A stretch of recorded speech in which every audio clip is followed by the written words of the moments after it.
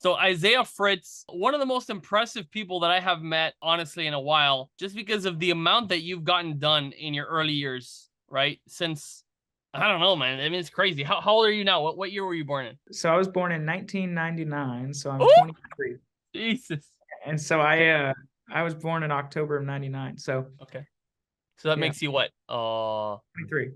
I'll be 24 this year. You're 23. Okay, so 23 is actually my lucky number, so it's actually perfect that Good. you're 23 right now. So this is meant to be. We had this conversation at my house, but I kind of want to let people know because this is just absolutely incredible. I want you to tell me just okay, so first to the intro. Isaiah Fritz, this man, last year you guys sold what? $12 million, 11 million? Yeah, close to 13. Yeah. Close to $13 million, and that matters, guys, because think about it. Like, oops, 12, 13, that's like that's $1 million for a lot of people. That would be like a humongous dream, right? They would have. So Yeah. for you, I want to know, how did you do that? Like, how can I want to just go from the beginning, because you're you're 23 years old. You did this already at 22. You probably had your business super early. I don't know. You probably were like 10 when you started your first business. No, But so go the ahead. real story is when I was 22, I got a huge inheritance and somebody gave me $10 million. So I No, spent stop. You're joking. You're yeah. absolutely joking. What is that's a horrible story. And it's Yeah. not even true. Yeah, no, that's not the real story. But I mean, that is a way that it could have happened, right? Somebody Okay. like 10 million and then I spent it on stuff and then I sold it 12 million on Amazon. No, look, people normally they get $10 million cash. They're probably gonna buy Lamborghinis, crash them, get Yeah. like strung out on coke, and ruin their lives. I mean, Yeah. that's literally that happens more often than not. So, but luckily that's not the story we have here. In fact, No, it's quite no, the opposite. my parents, so I grew up, my parents never gave us any sort of like financial, like we had to buy our own car, we had to buy our own um, Lego sets, we had Yeah, to yeah. buy our own cell phone, so I'm the oldest of eight, and there were seven boys and one little girl at the end, and Woo! Yeah. So, guys, eight. That's a family of eight. Okay. Out in Indiana, right?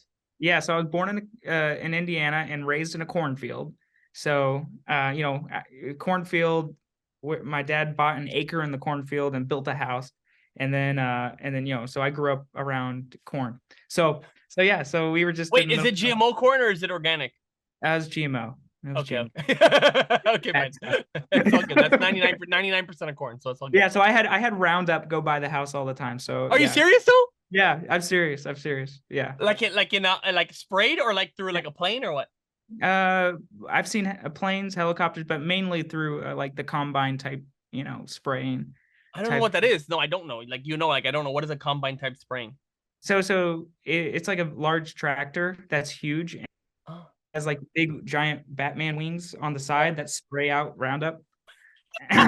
Yeah. crazy. Okay, okay. Good. So So fine. Roundup is in your life. Good. yeah, so maybe that's what happened. So anyway, my dad worked in a nonprofit. My mom, she would always hustle stuff on eBay. So she started before I was What? born, hustling stuff on eBay. So she would buy Whoa. she would buy stuff back when there was no PayPal and you had to send money orders when somebody would order the product. Like you have to Oh wait my. So your mom's the original hustler. Okay. like OG, yeah. And she would buy stuff at yard sales and then flip it on eBay. And eBay was so primitive, they did not have photos. Like it was just text, like Craigslist or something, like just text. And Wow. And how do you so know? She told you this and story, she I'm assuming. She told you about this. yeah, she told me Okay. yeah, she told me the story. And she would buy like baby clothes at yard sales or whatever and flip it on eBay. She said eBay was way better back then because there was very little competition, right? It was like not a Mm. lot of sellers.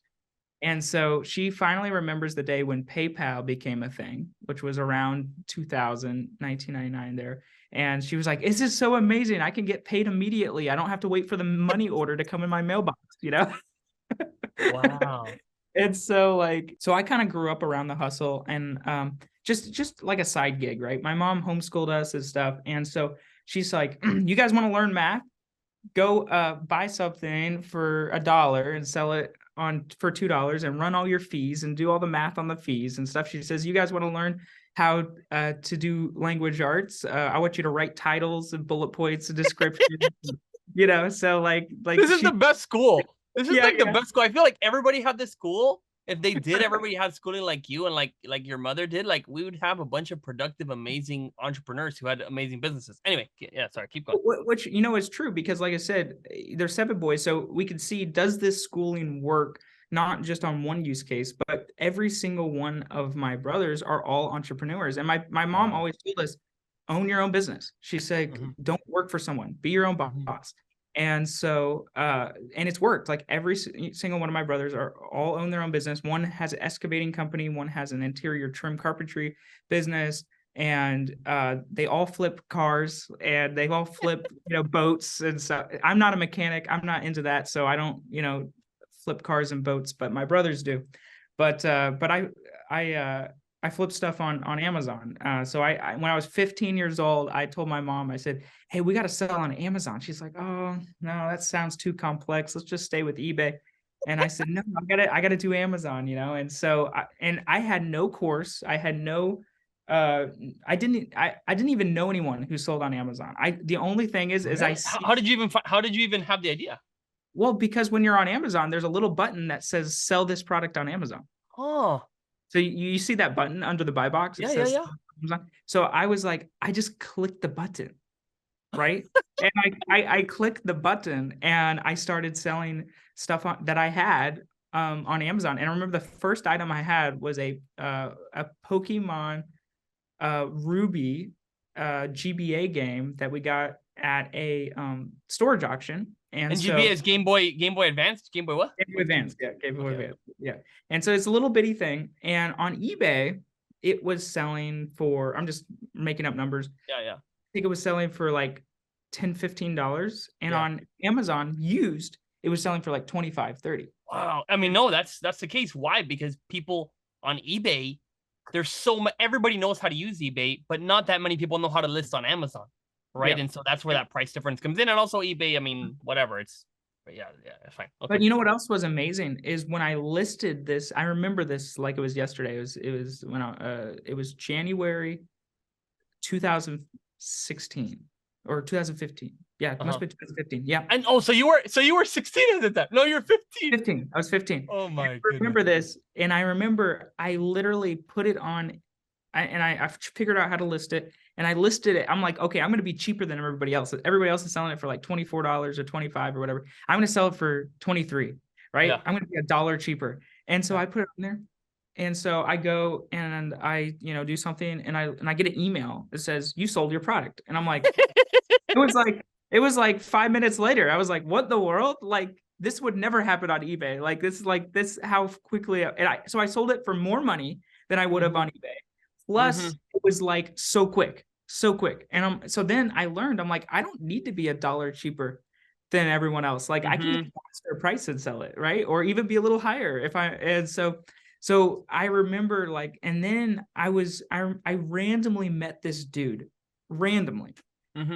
And he's like, I sell on Amazon. And I'm like, oh, really? And he started telling me, he's like, have you tried FBA yet? And I was still 15. And I'm like, no, I haven't tried FBA.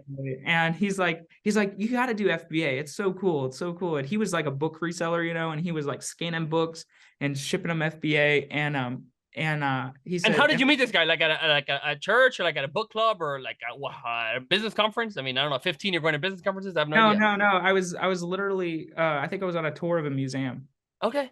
Oh wow. It was super random. Like he was like in my tour group. Oh my goodness. It was like, yeah, I couldn't drive at that time. And this is an adult, right? Or is it another person like your age? No, he's an adult. He's an adult. Okay, He's like, okay. he was like this older guy. His name was Matt. He told me about this, and I'm like, okay, I'll try FBA. So I went to a yard sale like a week or two afterwards, and somebody had, that was a DirecTV like salesman, and they had a whole box of DirecTV remotes, new brand. And he said 25 cents a piece, right? And I think, obviously I always negotiate. So I was always like, okay, whatever. So I probably got the whole box for $10, and it was like tons of these remotes. And so And this is, you said, like at a yard sale. Yard sale, yeah. Okay. And it was just a box of this. And so Why would someone, did they ever tell you, like, why does someone have how much, like 20, 30 remotes? Like what's up with this person? well, he was like the DirecTV like tech person. So like he would go to their house if somebody had a problem and he would give them a remote or whatever. Like he was like Oh, their okay, guy. I got you. Okay, okay. And so he was just, and so he had these extra remotes that was in his truck that he was just like selling, right? Mm-hmm. And so I I put him on Amazon and I said, I'm gonna try out this FBA thing. So I went, I figured out, I read Little Seller University, I put the labels on the thing, and I sent them in, and I forget how many remotes there was, and I sold them all in 3 days.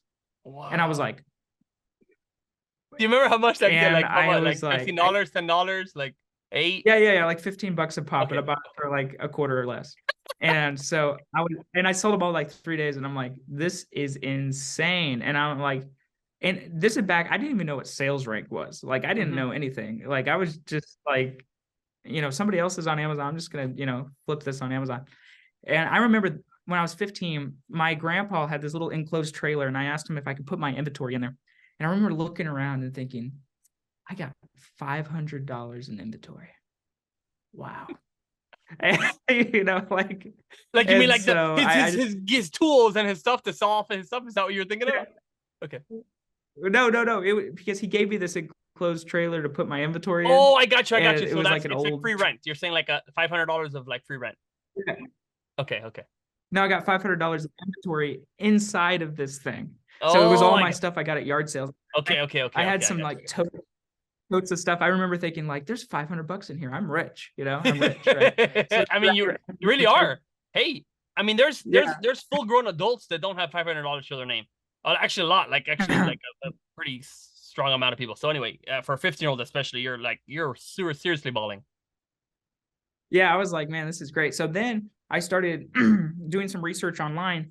And the first like Amazon guru or somebody that taught me things that I came across was a guy named Ryan Grant with Online Selling Experiment. Oh, And okay. he blogged his journey where he started 2 years before I did, and or maybe three, and he quit his $50,000 a year job Mm-hmm. and just did Amazon, where he was going and retail arbitrage, buying stuff, selling stuff. And so I started following his blog, and he taught me a lot of things. Like he taught me a lot of Mm. about on the financial side. He taught me a lot of things about sales rank, and he taught me about Keepa and like just Yeah. different things that And quick, hold on, quick question. So, and you yeah. found him by Google search? Do you remember Google search, YouTube? Google search. I Googled, I remember buying stuff at Target to sell on Amazon. Okay, that was the keyword. That was the search. Yeah. Okay. And he had a blog post about buying stuff at Target to sell on Amazon. Wow. You know, like, I want to say because I want to say in 2014 or 2015, I tried this, or 2013, I forget exactly when. Yeah. And I tried this method and I failed miserably. So I want to just share with people. There's somewhere there is a method or some format of Amazon that's going to work for you, because I tried this. I did this. I signed up for a course. It was like $200 or something. No, it was free. I did the free one, and it was find stuff on Target and sell on Amazon. And I went and I got these snowboards. A Yeah. horrible idea, right? I mean, I wouldn't have done that, but it was like 70% off. So I got them. I bought 3 snowboards and I shipped them to FBA. All 3 of them got returned because I didn't package it right. So Oh no. I got all the 3 sales. I got them all returned, and I said, "This is the worst business model for me ever." And I gave up forever on what's called retail arbitrage, right? Which is buying stuff and then reselling it. So again, Wow. I I didn't failed know you. miserably at this reselling thing, and I quit. And I said I'd never do this again. Just saying, like, we all can have different experiences, and like clearly you buying on Target and selling on Amazon was fantastic. Well, it's yeah, and I did really well, and I grew, from there I just did more and more. I remember the first day I got my driver's license, I said I can finally drive myself to the stores to buy stuff, and that was the first thing I did when I got my driver's license. So it was so nice. I didn't have to rely on my mom. But it's funny. I'm going to talk a little bit about your experience, how you failed. And a lot of this stuff, I believe, happens for a reason in our Mm-hmm. lives and Mm-hmm. in the paths that we go. Like, let's say you were successful at that retail arbitrage, then you might not have went into the private label like It's true. you have been so successful with. So, a lot of our failures are actually blessings. And so another thing with me, I tried the private label thing about that Mhm.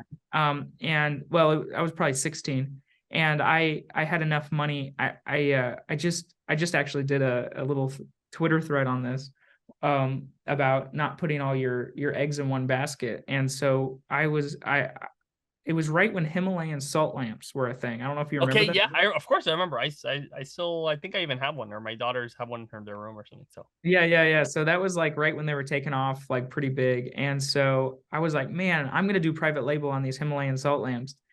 And oh, I tried, I reached out, I tried all my best research to find the best supplier, and it was like this guy in Pakistan. I think I told you about uh-huh. this before, Aaron, but like and it anyway, so the sample was good, and then I went and I bought like pallets of this stuff, and Do you half of remember how them, much you spent? Do you remember how much that first order was? it was like around Okay, $7,000. I okay. remember. And it was all I had at that time. I mean, Of but I was, course, yeah. this is, I said, this is gonna be a huge win, right? I mean, this is Uh-huh. gonna knock it out. And my cost was like $6 per piece. And I remember you could sell them on Amazon for 25, $30 easy. And so I did all this, but like half the stuff, so it took like months to finally negotiate, get it to my parents' garage. Yeah. Uh, and then and then my parents had to actually send the wire transfer from their account to overseas, and then the bank shut down their account then and several times in the future because they thought like, what kind of fraud are you guys doing? You're sending money to Pakistan. So my Uh-huh. parents were always like And you, digging. and what? You couldn't have a bank account because you were too young, or how does that work? Or you didn't have an entity, or Yeah, so it was I don't know if I had an entity at that time or not, but I it was a lot cheaper to do a wire okay, transfer from their account okay, from okay. account, or they wouldn't allow it from my account because I was too young. I don't know. Mhm. But but anyway, so anyway, so I got all these salt lamps, and half of them they were supposed to come with dimmer switches. Half of them did not come with dimmer switches. Jeez. The packaging that they were packaged in were trash. They got moisture around them, and because of salt, the moisture like hurts them. And I remember I had to go and I had to scrub all these uh these salt lamps. Uh-huh. And then I ended up selling them all. I Oh. didn't I did not make very much, or I lost actually after, because so many were damaged and everything. Uh-huh. But Uh-huh. and then I had to pay money on PPC and all that, which back then was a lot cheaper. So I was like, okay, this took me months. It took me a ton of work. The supplier was trash. I'm Mhm. never gonna do this again. I Yeah. mean, so similar to like The opposite story, right? yeah, and I'm like, it's way easier for me to just like go to Walmart, buy something, and sell it right then instead of waiting for months and all this The stuff, right? Yeah, the So short term wins, and that's the truth. The reselling has short term wins, and like when yeah, I tell people, listen, private label, even though I'm like a crazy success story and super good, like I had to put money into the business for an entire 2 years, and that's that I grew really fast, and I had a number one bestseller within a year, and four more successful launches, and all of that, and I could not take one penny out of that business yeah, until 2 years in.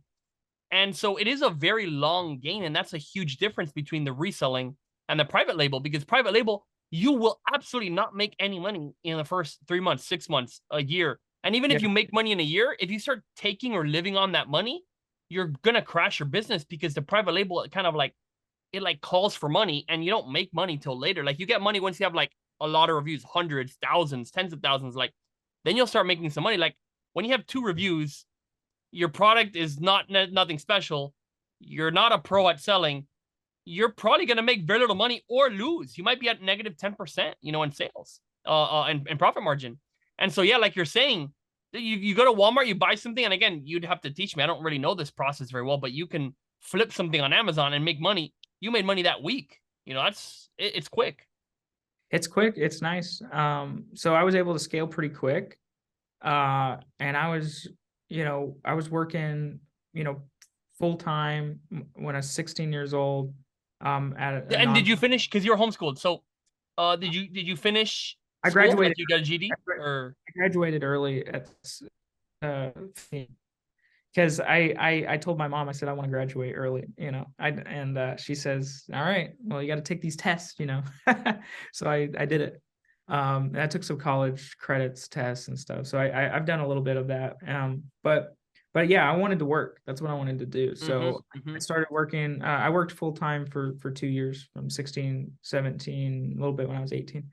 And then on the side, I was doing the whole Amazon flipping thing. Oh, And what were then you working on then full time? What were you working I in was those 2 years? working at a nonprofit with my dad.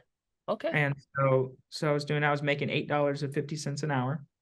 Uh, and and I remember that my goal was, can I make enough money on the side to pay back my salary?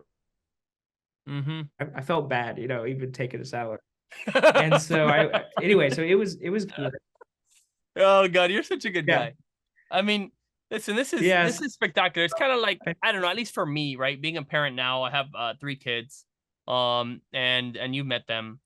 Uh it would be amazing. Like Yeah. someone being like, man, the kid's like, okay, I want to pay you back. I want to do this. I want to contribute. Like, wow, it's like such an amazing thing. Can you imagine, like, you're 6 year old, I'm ready to go, I'm ready to work this, and like now you're a massive success. So what do your parents say about your whole story?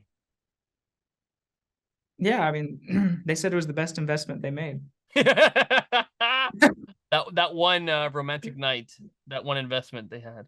No, okay, so I'm kidding. So They said that because I talked to them about like investments and this and that, and my parents were always in and out of debt, and they always had financial ups and downs, and mhm. um and they said, they told me the best investments they made was their kids, and Wow. I said I can see that. Yeah, I can see that. that's So brilliant. that makes That's sense. brilliant. And so one thing I mentioned earlier, and something for also people listening, you had a competitive advantage, okay? And I think every single person has some sort of advantage, either some gift or some circumstances, some luck, or maybe, as you said, some setback that you feel is a setback, but actually was a door opening. And for what I see in your cases, you're you and your entire family are all homeschooled, and you don't have the same type of indoctrination that the public school system has, or like all the teachings. It was the opposite. It's like, hey, you don't have all the confusions, and the teachers who, honestly, the thing is, people are growing up in public school. Most of the teachers, they're possibly not always the number one person or number one role model that a kid should have. But most of the time, the kids look up to their parents, or their parents are showing them and have the best interest to the kid at all times. And you can't pick a better teacher than your own parents. So Yeah. a competitive advantage that you and your brothers and your sister have is that you were homeschooled, and you took that and you're like, well, I'm going to run with it, and I'm going to learn this math lesson, and I'm going to learn things in this way, and I'm going to take it, and you're going to learn from me on the eBay and taking it to the next level. Not everybody has that, and it's just incredible, because same thing with like a podcast or the guy you met, Ryan, or on his blog. Like, you can come across somebody you meet online, you meet in person, you have circumstances that can guide you toward that pivotal moment where your entire life changes, right? You can go from being just a average or below average income earner, because most of the information, if you take all of the information that the United States or the world has, if you take all that info and you just consume it like everybody else, you're going to wind up average, right? That's just the case, because if you look at the amount of obesity, the failing grades, the people who don't even work in the field of their college, you have so many statistics that go like, our system is failing, but you weren't in that system. And I don't know, what do you see that was a humongous part of how you had this success so early? Oh, absolutely. I mean, no brainer. I mean, if I didn't have that, then I would probably be around other kids that wanted to go to college and be an engineer and be a doctor, and and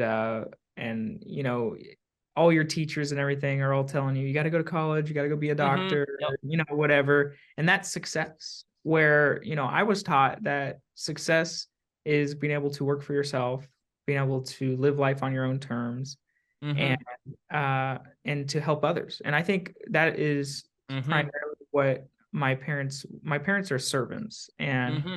live their lives selflessly to help others, and they said that is their happiness, and that's where you can get Wow. happiness from. And so really, I think that's the key, is if you're doing business just for yourself so you can get a Lamborghini, you never truly will be successful. You might make money, but you'll never be successful, like Wow. truly successful in yourself. But if you truly do business because you're helping some greater good, whatever that is for you, that is where you'll truly find success, when you get yourself out of the way. And you guys hear it all the time, but like, your biggest enemy is yourself.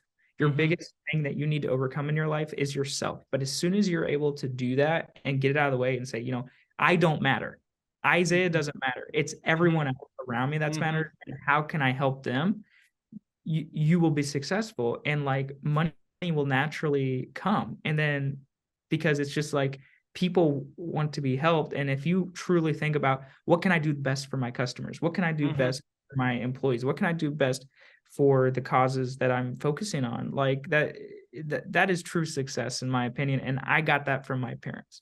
Wow. And so that, you know, and my parents were obviously very religious, and they always, so we believe the Bible, and a lot of those things, like, they're very much built into true, like, Jesus teachings. Mm-hmm. Mm-hmm. So, like the golden rule and everything. So that's kind of the culture that I grew up around. Wow. Um and I'm not saying, that it just because I grew up that way, doesn't mean it's like, if you didn't grow up that way, like, you can't be successful or whatever. A lot, a lot of being able to be a CEO, and where I'm at today is from YouTube, Yep. like where I'm really going on. And I'm like, I would spend hours watching podcasts or interviews with Jeff Bezos and like anybody that I could think of, because I wanted to hear directly from them, like, how do they think? Like, Yes. how did they get Yes. to this point? And so that's where I would spend a ton of time when I was 15 years old, 16 years old, saying, I have this goal where I one day to be a CEO and to help a lot of people and do all these things, but I want to think like these other big successful CEOs. So I'm going to go online and I'm going to watch, and it changed my whole mindset. Like, I learned about Wow. how important it is to focus on the customer, from Yes. like reading what Jeff Bezos said, from reading what Henry Ford said. Like, the whole thing is, when you obsess over the customer, like Henry Ford said, my goal was not to make money. My goal was to get an affordable car to everyone in America. The money came Wow. after, right? Wow. So like, if he can just, because then you are like, hey, if every American can have affordable car, then what do I need to do? How do I work backwards from there? Then I need to set up an assembly line. And he did all these things. He invented this modern manufacturing, and he was also like one of the richest people in America at that time. But his goal, he was terrible with money. Like, if you read his story, he was not a good at money. He just had a vision that he wanted everyone to have an affordable car, and he obsessed over the customer. And so anyway, so all these things. Well, I just have to say, just pause for a second. I just want to say, Yeah, this last whatever 5 minutes that you were talking, the way that you speak is a person that has true wisdom. I have to say, like, it is absolutely incredible just to hear you talk. And ladies and gentlemen, this man is 23 years old. Okay. This is this is the new and next generation. And if we have these ideas, guys, everything can turn around. I mean, it is the serving, it is the values, it is being more than yourself, right? Like, what are you gonna do for other people? And I'm telling you right now, it is a difficult thing, at least for me. I haven't maybe met enough people like you. And I find it extremely refreshing just to hear your viewpoint and you talking right now at 23 years old, uh, highly and hugely successful.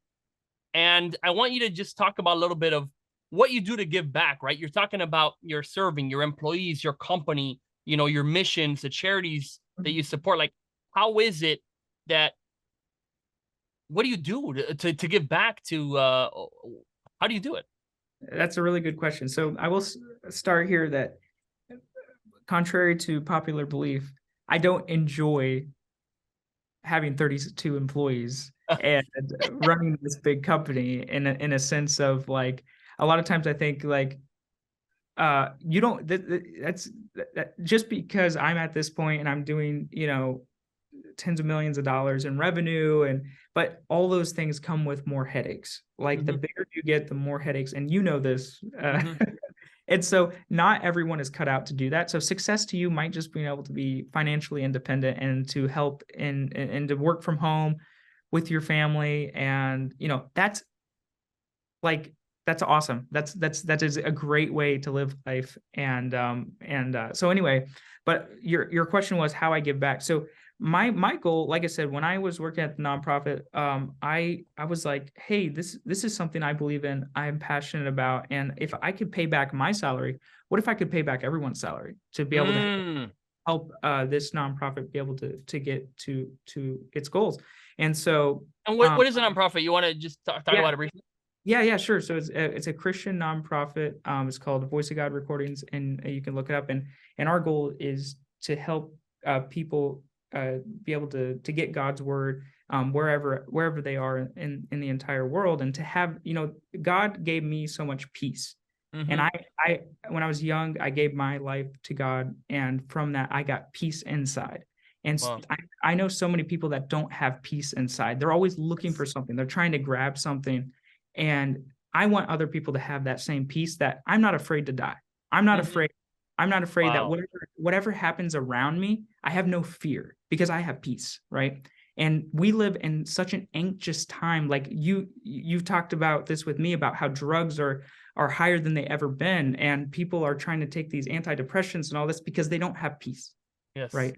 And so if I can help others get that same peace that I have, then that is success to me. And so that's the crutch of it. So I was like, okay, I'm going to help financially. So I was like, I'm going to do this business to help financially and give back. We've been able to give over $1 million in the last 3 years. Woo! And so we've done, Amazing. yeah, so we've been able to do that. But also what I didn't expect is that when you start hiring people with the same vision and you say like, hey, I'm doing this so I can give back, you kind of naturally get talent that are like, a lot of my talent knew nothing about Amazon, but they knew Mm-hmm.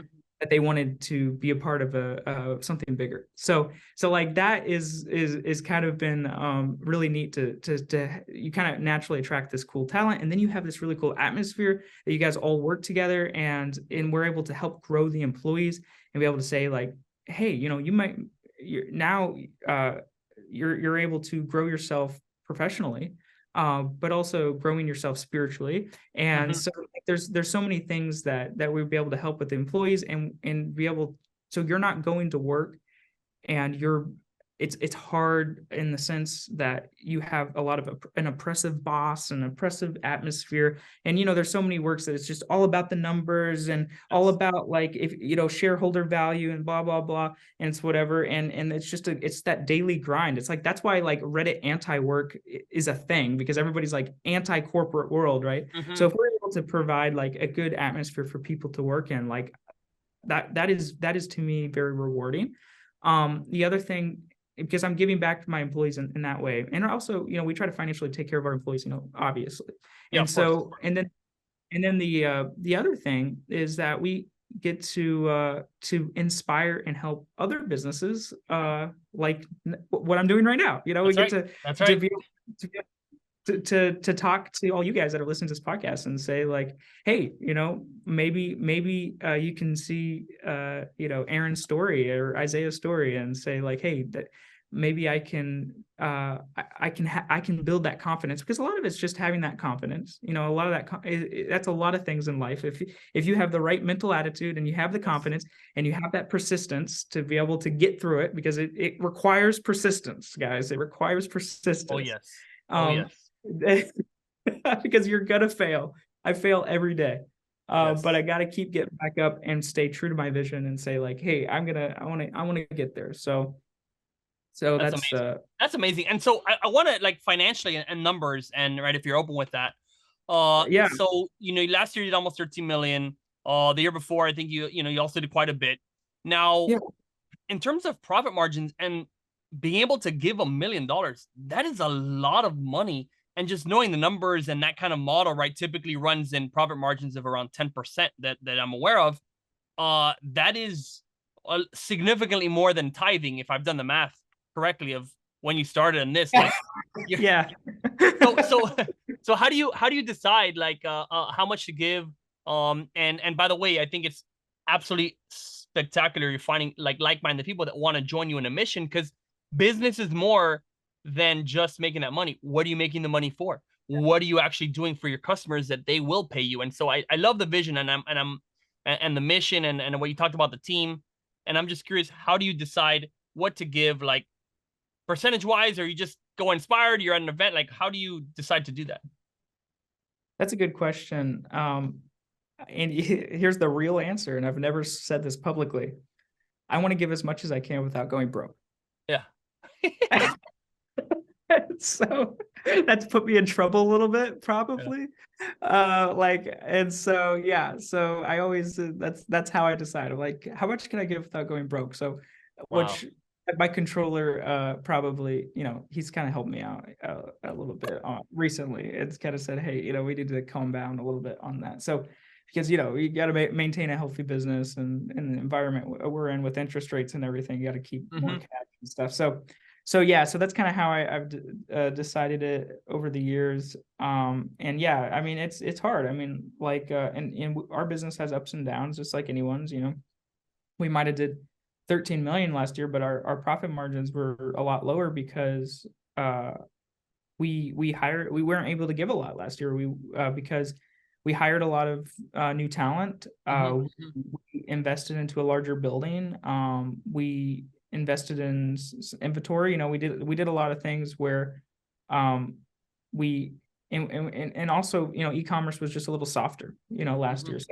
So anyway, it's well, listen, I think you just give yourself a little bit of credit, yeah, because you did give a lot. Realize since your business is all evolved around that, you hiring people and you having that building, that is giving. You're just planting seeds to give something in the future, right? So, I mean, I noticed you got like a little like, oh man, we didn't get that much. Look, just you are giving. All those people and those jobs, you are giving, and I promise you, and I don't know the statistic, but I would put so much money on this. In percentages of age to donation, most likely you are something like the 0.0001% of givers to any nonprofit of anybody your age.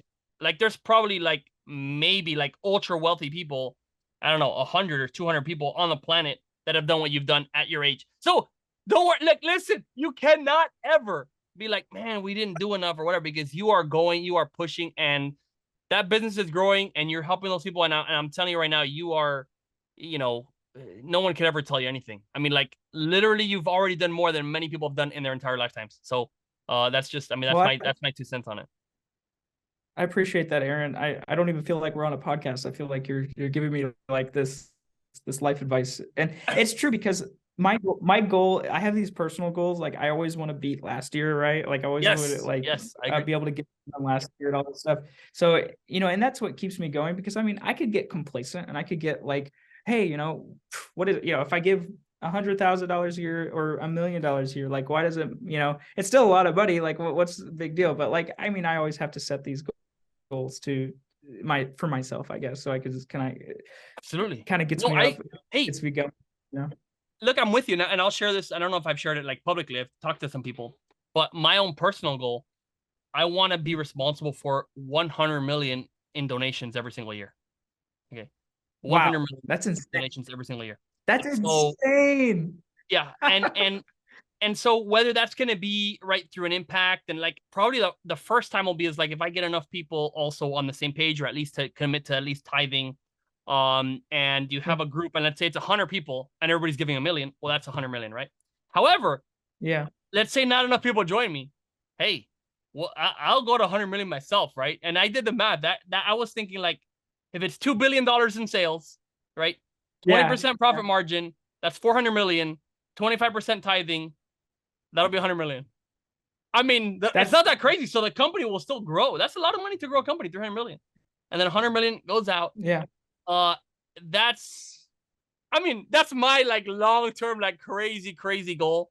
And I think it'll Wow. happen, right? I mean, I think it will. I think I can get there. You know, and realistically, that's why we do business. And I've found when people have a business like yourself or like myself, that our goal is not about us and our goal is about something bigger. It's more of a long-term business, right? Henry Yeah. Ford, the business wasn't about him.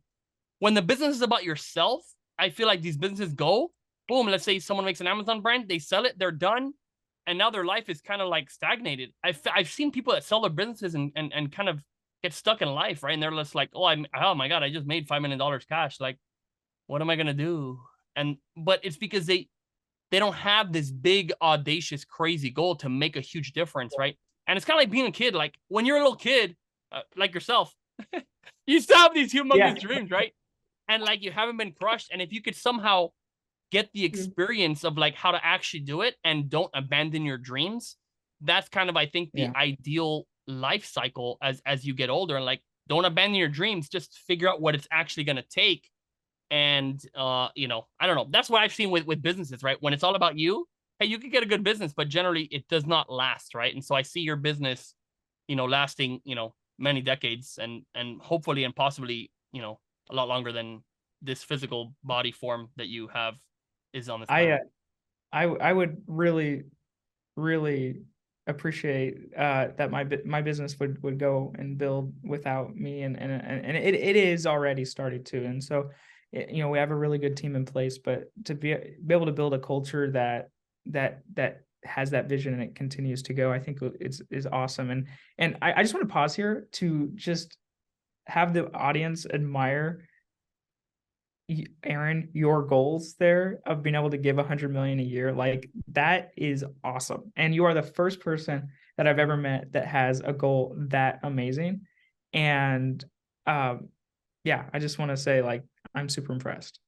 And I love how Well, you did the math on thanks. that. Thank you. You Thank know, you. I I thought mean, I listen. Yeah, I go ahead. thought my big audacious goal of doing 100 million a year with $10 million profit, and maybe I could give 5 billion. Like I was Yeah, like, man, hey, that's a big, that was my big that's goal. But I mean, huge. you've trumped it, man. You've completely trumped it with the 2 billion and the yeah. You've I'm nothing compared to Eric, guys. No, listen, here's the thing. And I find this because I've seen, and I've met people who have given, 200 million, 150 million, 60 56 million in one go. I mean, I've met some of these guys who are like really changing things, and also their companies are spectacular and doing such great jobs. Like, you meet people that give, and like all their companies are just so impressive, right? Like both. And it's like, oh my gosh, like it all makes sense, right?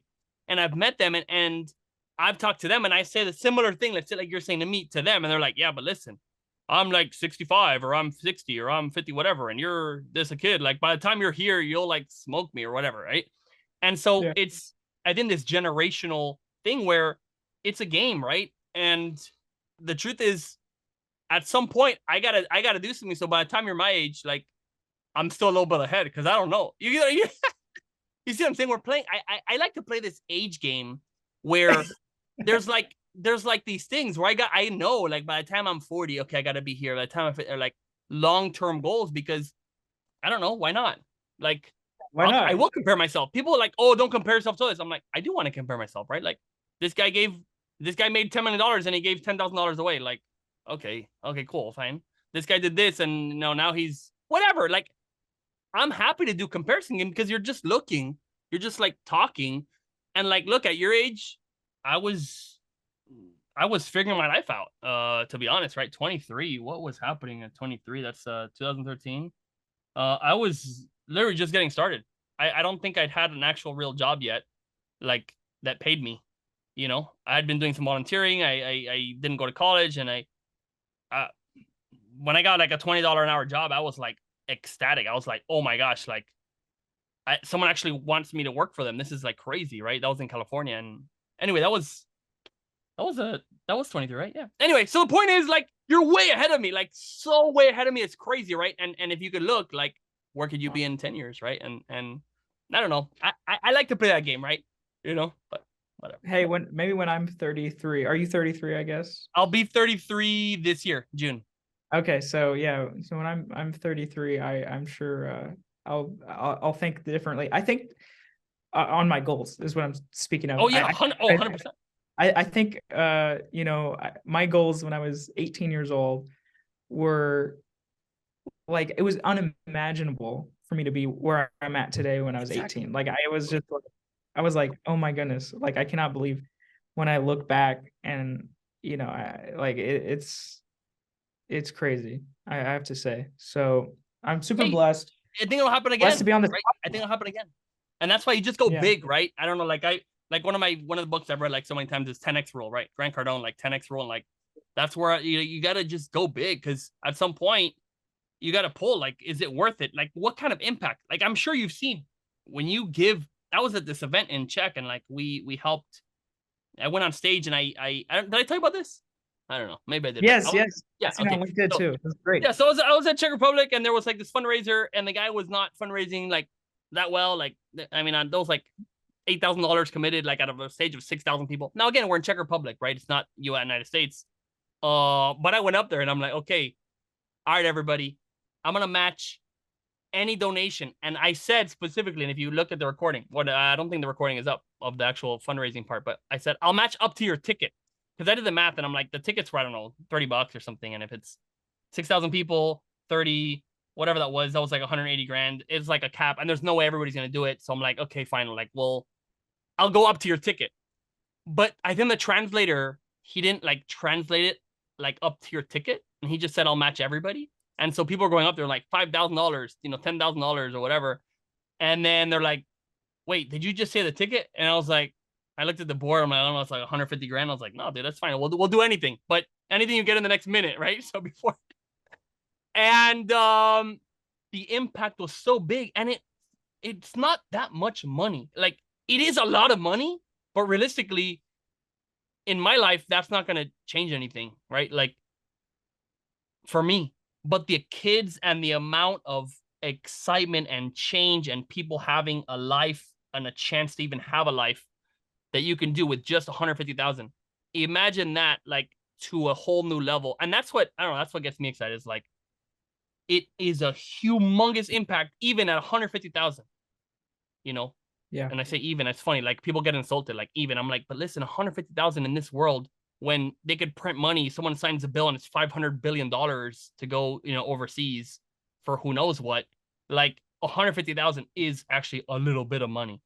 And so even with that making such a big impact, $1 million, like, you go big, and like, it's huge. People don't do that. And again, I don't know why, like, the Lambos are so much more popular. You post about this, like, no one's gonna talk about, like, oh, okay, you like, a Lamborghini is not even like, it's 300 grand or 200 grand or whatever.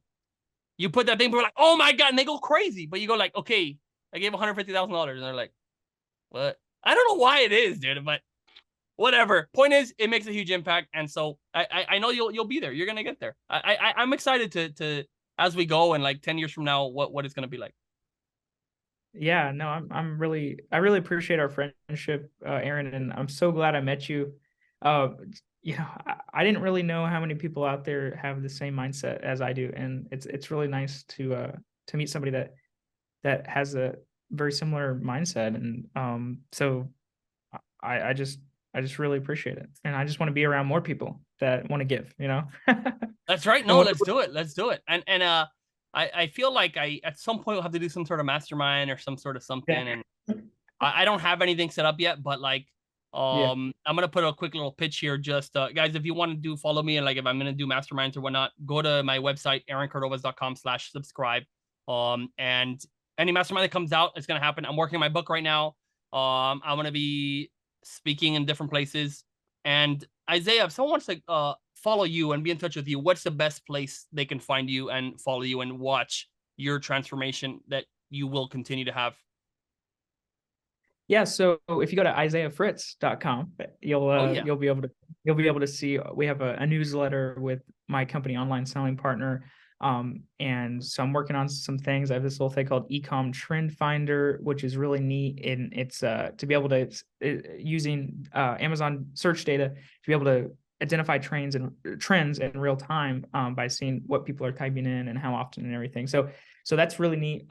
So if you go to isaiahfritz.com, there's also links up there of Twitter and LinkedIn. I'm big on LinkedIn. I'm new to Twitter. I'm new to Instagram, but LinkedIn's kind of my social media of choice because you get to hang out with the professional people, which I know Aaron's super big on LinkedIn. He's got a great following and he's got great content, and he's inspired me a lot on my content and what I've done. So I love the inspiration that flows out of Aaron. Nice. Likewise. Okay. And so, guys, I will have to say, if you do have a brand that you want to sell on Amazon, meaning you have a mom and pop shop, you have something you're looking to get started on Amazon, and you can't do it yourself, and you're selling over for your clients, Isaiah, what do you accept? Do you have to be selling like $1 million a year in there, or how's Yeah, the? so with online selling partner, what we're focused on is companies that are non-Amazon focused. So if you're focused on retail, you're focused on D2C, whatever it is, and you just want a company that you can trust to take care of it. We're like an invitation only company where we buy the product from you and we take it from there. So we buy wholesale, we sell on Amazon, we update all your content, everything. We work with you to be your Amazon CEO, your Amazon partner, right? And so that's onlinesellingpartner.com. We try to companies that are either doing 5 million in revenue or they're $500,000 on Amazon. And even if you have a bunch of resellers of just selling your stuff and you want to control that, we help you control and grow your brand. So that's what we do. We also are helping to grow an event called Ecom Summit, ecomsummit.com, which is just in Chicago. So I know Aaron is the event man, so he's been to all these different events, and but I'm super excited about that Ecom Summit. What day is it? You want to tell people the day and whatnot? August 1st and 2nd. And so our goal is to have an event where you're not going with a bunch of pitches from all these different like sponsors. Like the type of people that we want speaking, we want people that have real experience, that are real Amazon sellers, that are real e-commerce sellers, that can say, this is what I did to grow profitably. This is what I did. And so we want everybody that goes to the event to say like, wow, this is what these people did to grow profitably. But not only that, we don't want to just focus on speakers. We want to have really fun networking games where we can get people. I don't care if you're an extrovert, an introvert, whatever, you're working with your table and meeting and networking with different people, and you guys are all in an environment to discuss how to grow your guys' businesses profitably. And because I hate those events you just go and you're sitting there and you're just getting fed all the information from the stage, right? Which I know Aaron's like the best speaker out there, so it's not for him, but I mean like the other speakers. But my favorite is the networking. My favorite is when I can get and I can meet other people like Aaron and like all these cool people, and especially like when I can get around a round table and we can all open up and discuss like, hey, what are we doing to help launch our products internationally, and have you guys seen this Amazon update that's hurting our sales, and this is how we got around it. Like, and there's so much more value I get from that networking and talking to people on one-on-one. So we're really trying to build an event that focuses on that, and so we're excited to see what happens. This is our first time helping with an event like this, and so it's not our event, but we're involved, and so we're I just want to see how much value we can bring to the attendees. It's going to be fantastic. All right, guys, that was Isaiah Fritz, the most official. Oh wait, one question I have to see before we end it. Out of all your brothers and sisters, who is currently the most wealthy? Well, I mean, I guess I am at the moment, but it's also that age thing because my brother was 12 is way more successful than when I was 12. he's when I was 15, I was so proud to have a net worth of $500. He's 12 and he's making like $1,000 profit weeks. Oh, so geez. Amazing. Yeah. And you told me that story, but that'll be for another day. So okay, good point. Hey, I'll put some money on that guy. If I could bid on him, buy some stock in that company, that'll be amazing. Okay. Guys, Isaiah Fritz, youngest, most successful person that we've had on the podcast yet, and I'm sure we'll be talking again. And I know there's only so much you can go over in an hour. So Awesome. Thanks for coming on to the show. And I'm sure the guests will be super happy to be listening to this episode. Yeah, it was a lot of fun, Aaron. Thank you.